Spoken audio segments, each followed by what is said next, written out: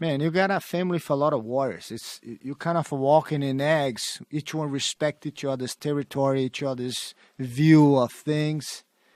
Uh, it's a big respect out there, I have to say. And You rolled with Rickson when you were young? I learned a lot from Rickson when I was young. How old? I think it was back 14, 15, 16. And Nice. I think I have. You were going to his classes, or were these privates? I don't recall exactly how it's happened, but I remember that he used to visit our school some nights and train with the whole school. He just line up 30, 40 guys and go through everybody. And one night he goes, boy, come and train with me sometimes. And he invited me to go. And as a kid back then, you see Rickson there, I was like, man, you're talking about, I don't know, Michael Jordan, someone. Oh, he was already Michael Jordan at that point? He was the main guy in the family because every time they have a challenge, he's the one that step up and take that challenge. Was he like 18 at this point? Was this before Zulu? There or after was, Zulu? and that happened also after Hollis was helping him so much. And I think at that time, Hollis was no longer alive.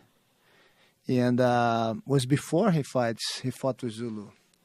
So he fought Zulu at 18. On the second fight, he fought Zulu. I remember that. He had two fights. One fight, he fought first in Brasilia, capital Brazil, and then they have a second rematch in Rio. But for me, just... is that the one that's on Gracie in Action? Which is the one? Yeah, the second That was the one. rematch. Yeah. When they were like, he got his back from the full guard. Yes. Yes. Damn. So you were 14... You remember the Gracie in Action you showed me? That was Jacques sitting on the shoulders. What Remember show, that? what part? One of the Gracie in Action. They were on the beach, and you were we had the afro, and you were telling us in class that you were on the... man. You that were on was, the shoulders of... No, we were kind of holding each other's arm to make like a chain. When, Oh, wait a Rickson was minute. When fighting. Rickson fought Hugo Duarte? Yeah, That one? yeah. Oh, yeah, I remember that one. Yes. beach? Yes, that was that's right there. Boom, Jean-Jacques rolling out. You know he's legit. With the afro. If he's right there, if Rickson's fighting on the beach and Jean-Jacques right there, you know. How tight are you? The main thing was with us, everybody in that stage, everybody wants to hang out, to say, oh, I know Rickson. Rickson is my friend. He was a celebrity back then. Yes, and everybody wants to be close to Oh, him. man, can you imagine? And- He's really good looking. He's shredded. In Brazil, he was destroying. He was like a very simple person, very friendly, very helpful to everyone. And I had that invitation from him that I don't know if he thought I would do it or not. But when he said that, and I was set up that time, it was early in the morning, it was the only time that he had the time for, and it was right before I'm going to school. Then we're talking about, from my house was maybe half an hour by bus, and we used to take the bus and used to sit, the bus stopped right in front of his school. Then I remember sitting in the curb, waiting for him to arrive at 6:30 in the morning. He arrived, opened, he started teaching his classes, and between his classes, that when I have a chance to have a class from him and train with him one-on-one. Did he charge you anything? No. He's 5 hayals? No. Isn't it hayals? There's no charge. Remember?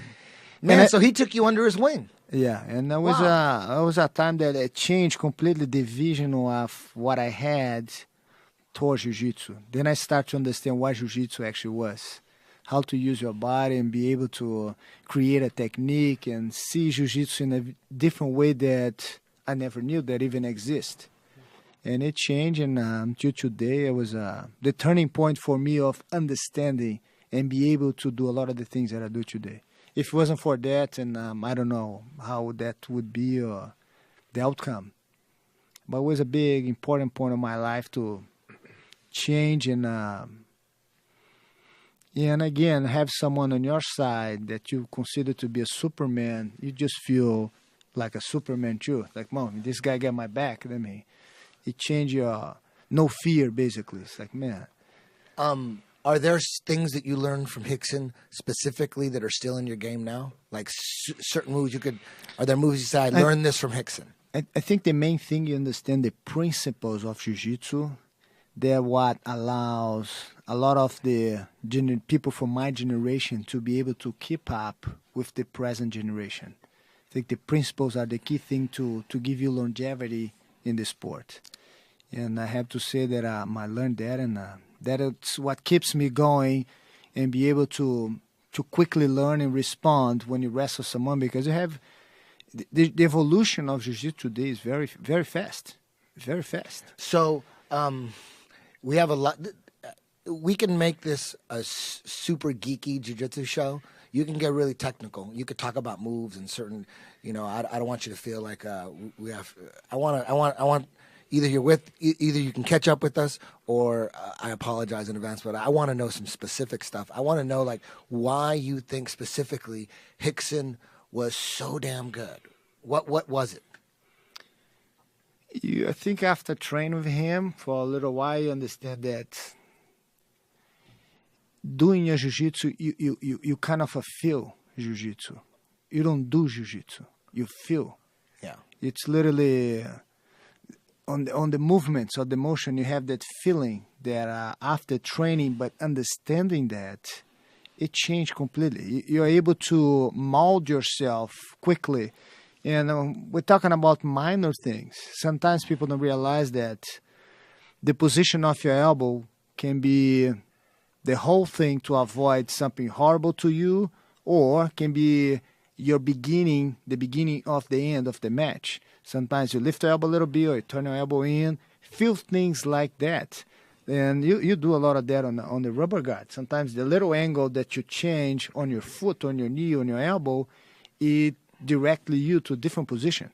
Yes. Then that works in both ways. That was deep. For you to get someone, or for you to avoid someone to get there. Yeah, making those razor sharp decisions, those adjustments, super quick. There's so much, because I teach in steps, but now I'm even teaching even in steps inside the steps, and the mind game inside the steps, and the patience that's required to be able to play the rubber guard. It's like so much patience. You got to. And one thing that people that sometimes miss is more you learn, less you use.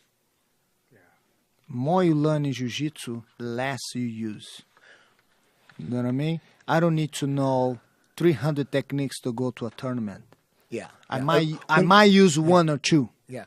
When it comes to winning championships, for sure, that mentality, that's the championship mentality right there. I like to always learn new stuff and try different things. Don't get me wrong. Like that. For you to do less, you have to learn more. There you go. Damn. You understand? That's some Yoda shit right there. I don't even understand it 100%, but yeah. No, I get it. Yeah. For you to get into that little position, you need to learn 20. Then you understand, oh, now I know how to do this one. Yes. It's a step by step. And we make a lot of mistakes until you get into that small circle. And I personally think, technically, and I think Joe's talked about this, and we both talked about this. He was definitely, he'd walked around like at 190, 195. He was like the strongest Gracie and the most fit, right? Athletically, he has everything. He has the mentality, the spirituality. He has the reaction time. He has all the feel you're talking about. He's got the whole package. And he's got like a perfect body for jiu-jitsu. He's 190, that's the spot right there. That's where you're shredded and you're strong and your core is unbelievable and you did yoga. I believe each human being has your mission in this planet here. And I don't think anyone born in that family by accident. He born in that family, he did what he did because he has to do that. And I think evidently he's not just born there, but you have to willing to do that and live that life that he lived.